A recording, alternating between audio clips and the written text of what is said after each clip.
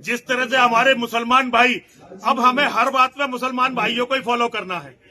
जिस तरह से हमारे मुसलमान भाई 15-15, 16-16 बच्चे पैदा करते हैं, इसी तरह से अब हमें उन्हें फॉलो करना है, उन्हीं की तरह काम करना है। एक बात आपने कही है कि बहु बेटियों पर गलत नजर डालते हैं। जी जी जी, इनसे तात्पर्य है? देखिए, मुसलमानों से तात्पर्य है, इस्लाम के जिहादियों से तात्पर्य है, उन सबसे तात्पर्य है जो मोहम्मद और कुरान में विश्वास रखते हैं। ये तो खुली बात है, वही दूसरों की बहन बेटियों पर गंदी निगाहें रखते हैं। सपा का नाराजगी भी है कि लाइसेंस नहीं बन पा रहे हैं, इसको लेकर भी सपा आपने देखिए, कहा बहुत नाराजगी है। भारतीय जनता पार्टी की सरकार है, सारे हिंदुओं ने भारतीय जनता पार्टी की सरकार को बनाया है, और ये अपने ही वोटर को, अपने ही लोगों को शस्त्र विहीन कर रहे हैं, लाइसेंस नहीं दे रहे हैं। तो मैं तो हर जगह जहां भी जा रहा हूं यही कह रहा हूं कि सब लोग सरकार पर दबाव बनाए कि सरकार ज्यादा से ज्यादा हिंदुओं को लाइसेंस दे। आपने कहा है कि समाजवादी का कुत्ता भी हथियार रखता है। जैसे नेताओं के कई कुत्ते थे तो उन्होंने अपने कुत्तों के भी लाइसेंस बनवा दिए थे, और भारतीय जनता पार्टी अपने लोगों को भी लाइसेंस नहीं दे रही, तो मैंने उसकी तरफ ध्यान दिलाया है।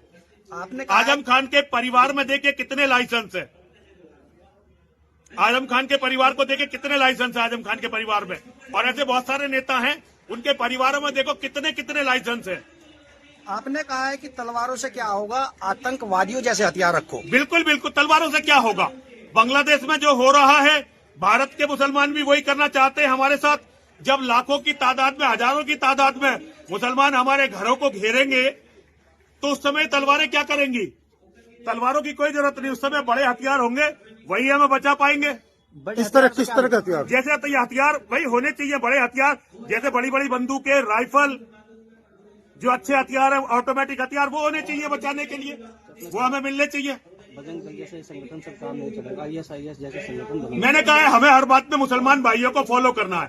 अब बजरंग दल जैसे संगठनों से कोई काम नहीं बनने वाला, हमें संगठन ऐसे बनाने पड़ेंगे जैसे मुसलमान भाई तालिबान और ISIS बनाते हैं। इसी तरह के संगठन हिंदुओं के होने चाहिए, मैंने ये कहा है, और मैं अपनी बात पर बिल्कुल अडिग हूँ। जब इतने बड़े हथियार रखे जाएंगे तो उससे तो कत्लेआम होगा। कत्लेआम की क्या जरूरत है, आत्मरक्षा के लिए चाहिए हथियार।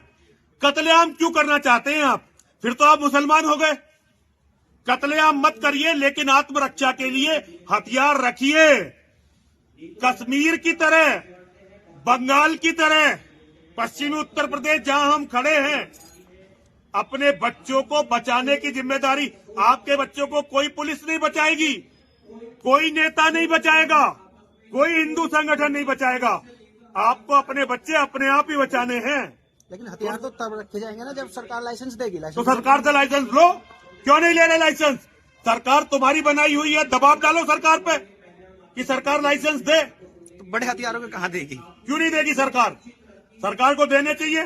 अगर कानून कोई बदलना पड़े, सरकार को कानून बदलना चाहिए। तो आपके हिसाब से तो तोप का भी लाइसेंस होना चाहिए।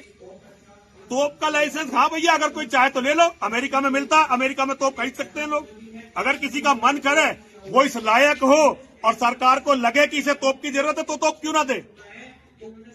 मुझे तो खुद तोप का लाइसेंस चाहिए ताकि अपने मंदिर पर लगा सकूं।